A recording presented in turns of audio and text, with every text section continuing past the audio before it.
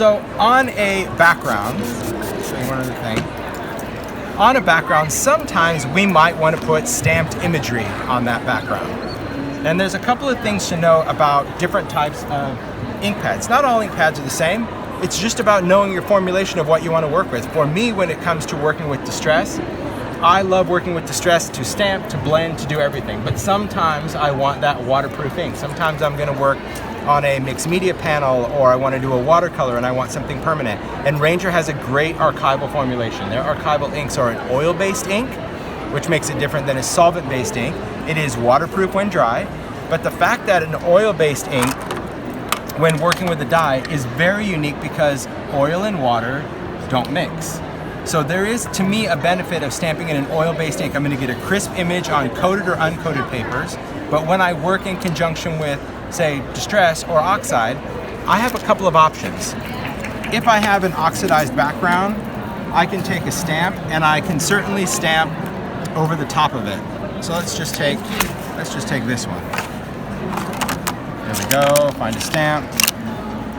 Now, Distress Archival, this is the newest to the Distress line for me. It's something that I've wanted for many, many years. The closest we ever got was that big giant pad that it's very cool, and if you're really a diehard fan, you got one, because I had one and I liked using it, but it really limits you when it comes to inking up a stamp, staying in that little quadrant. And finally, Reinker said yes. I did ask them for just too many years where they're like, be quiet. So Distress Archival, it's the same archival ink, it's just in Distress colors. They are sold in mini ink pads only, 3 sets. There's warm, cool, and dirty, okay? These colors are the same colors that are in that big pad. It's a nice size ink pad for stamping, believe it or not. They have reinkers for it, but that's the decision that we made, because I think a lot of people really are struggling with space and how many ink pads can they store and how often do you use a permanent ink. So I love the fact that this little guy is very, very convenient. If you want to put it in a storage tin, I just want to call out, this is not the Distress storage tin. This is the archival one. There is one that's a little bit bigger because these pads are rectangular and not square.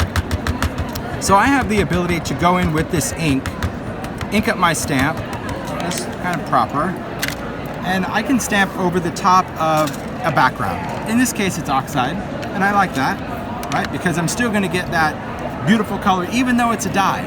Okay, but I'm gonna show you another cool technique with this. Maybe we had that guy, we're gonna work with the professor. Let's just take a block, carefully put him down.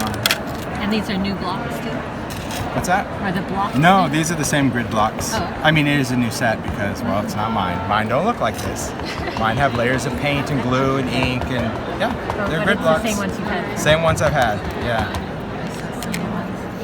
They're pretty nice. For demo, it's just easier than a stamping tool. It really is, for me. Because I can just have a random thought and just go with it. All right. So I like the fact that on an oxidized background, I still have that ability to stamp over it if I want. And I'm still getting my reds that show through. It's just a cool formulation that you just don't expect when it comes to a permanent ink. And very, very crisp, a lot of detail. But what if I wanted to kind of change up how I did stuff? Let's take a paper. Okay. Let's take this one. I'm going to take alcohol ink cardstock. Now this is glossy cardstock, so for those card makers, it's just a gloss paper, right? And we're going to take some images and we're going to stamp in archival on our gloss paper. And we can choose a lot of different colors, but because I don't want to clean my stamp, I'm going to stick with the same ones I just showed you. All right, we'll take this down, stamp him down. That's good. Let me clean it off. That's how I would clean. If I needed it perfectly clean, I would use archival cleaner, because even though I'm not a great stamper in that aspect, this is the cleaner that's going to clean archival ink off of your stamps, not water. It's a good cleaner. It really is good. So if you want your stamps clean, water's not going to cut it on archival, because archival is oil-based. So here I'm just going to go in, and again, let's do this. Well, that'll be fun. Let me just edit this stamp. Okay, inked it up. I just think by removing some of that ink, I can kind of create that halo around him. If you did red, it would look like red went across his neck. It'd be a crime scene, and that would not be good. Okay, so Well, that's kind of a thing. That's just how I roll. Normally, some people would plan how much to ink. I'm like, no, I figure it out later. Just ink the whole stamps and then decide. All right, let's go in. Let's see what else we have. Oh, this is, obviously this doesn't go on this set. This goes here. This goes here. I don't know what I want. I'll just take these because they're falling off the sheet. What do you do when the stamp is just falling off? Oh, you just clean it with water. Yeah, if the stamp is falling off, it means there's ink on the back. That's it. It just means there's ink or oil, just water. Yeah, because these cling stamps are not adhesive based at all. It's just static cling. So if it's not clinging, the block is dirty or your stamp is dirty. That's it. They still don't stick? No, not these. They would stick. Sure they would. Clean the block, yeah. And you can clean it with alcohol as well. Because even if you clean it with water, if you have oil and water don't mix, so the oil is going to stay on there. So just use some rubbing alcohol or hand sanitizer. I've never had a stamp, even my early stamps, that just, not Stampers Anonymous, not ones that just don't work anymore. All right, there's a nice little color. I like that, little spice marmalade. Maybe we want to go into, oh, I don't know. Well, let's take this. This would be a good one. I'll take a little Mermaid Lagoon. This one, I want this to be a little bit lighter. So instead of tap, tap, tap, I'm just kind of doing the swipe. And this one will just be a little bit more subtle along that background. And I'm just going to use parts of it, right? Don't overthink the ink. Inking is overrated, so just pick up your stamp and off you go. Okay, I'm good with that. So now I have a background stamped in Distress Archival ink on glossy, okay? That in itself, cool, but we can do something to this. Okay? So I'm just gonna make sure it's dry. Do you have to heat it? No, you don't. You just have to make sure it's dry. So whether you wanna wait 5 minutes or use a heat tool, it doesn't matter, but heat is not doing anything for this technique. What I'm going to do next is I'm going to take my Distress inks, okay, these guys, because Distress inks are the translucent dyes. We want to go translucent for translucent. I'm going to go old school.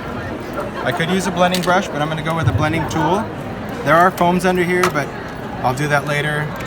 Someone put them all the wrong way, and that just drives me kind of crazy. Oh, this one's the right way, so I'll use it. Okay.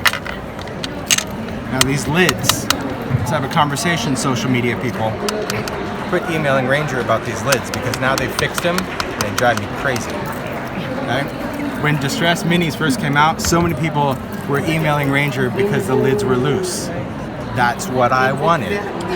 Because as a maker, it's faster to take the lid off.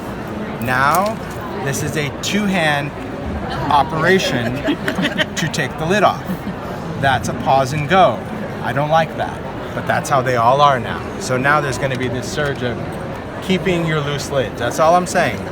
You have to replace that mini square, and you like that other lid, you better keep it, because now they're like this. Not a fan. Not a fan of that. I don't have all the say that I want to have. Yeah. They're like, we fixed them. I'm like, there was nothing wrong with those lids. People just wanted them tighter. Like, that's what the tin was for. The tin kept it all on there. Here's what I'm doing, and here's what I think is really unique about this.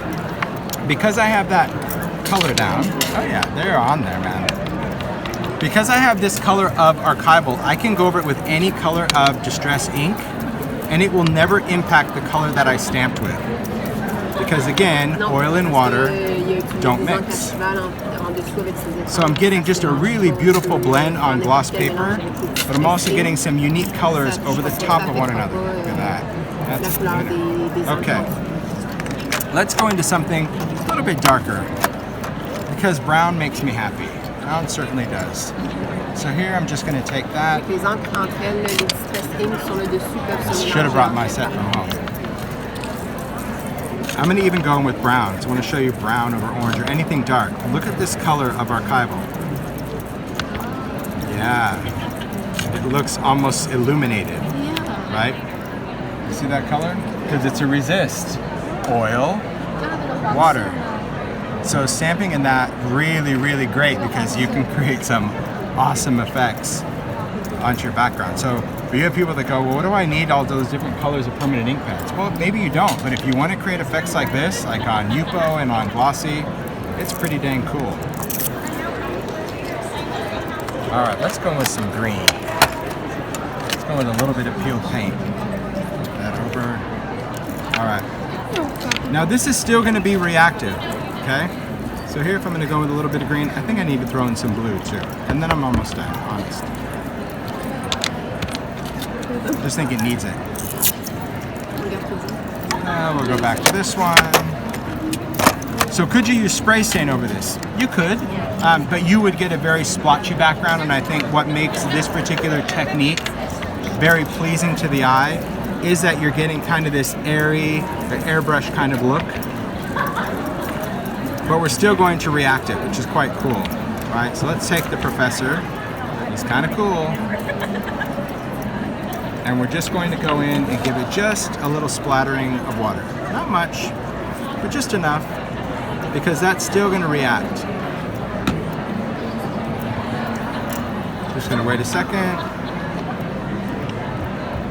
And then I'm just going to start taking off some of that color.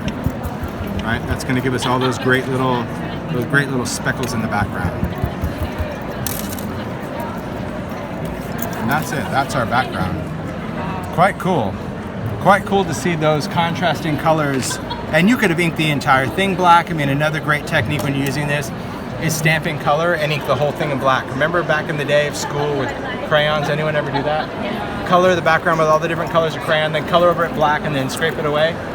Same idea. Stamp in all the colors, ink the whole thing black, and all your images will just be these rainbow colors. It's quite fun. Quite fun. But that to me is really why I wanted more colors of archival ink in the Distress palette, because if I'm doing any kind of backgrounds, any kind of vintage things, I want those colors to still have that vintage vibe. I didn't want a bright true red to go over a background ink. It just wouldn't be Distress. So that is what I like about that. So far so good in the world of Distress.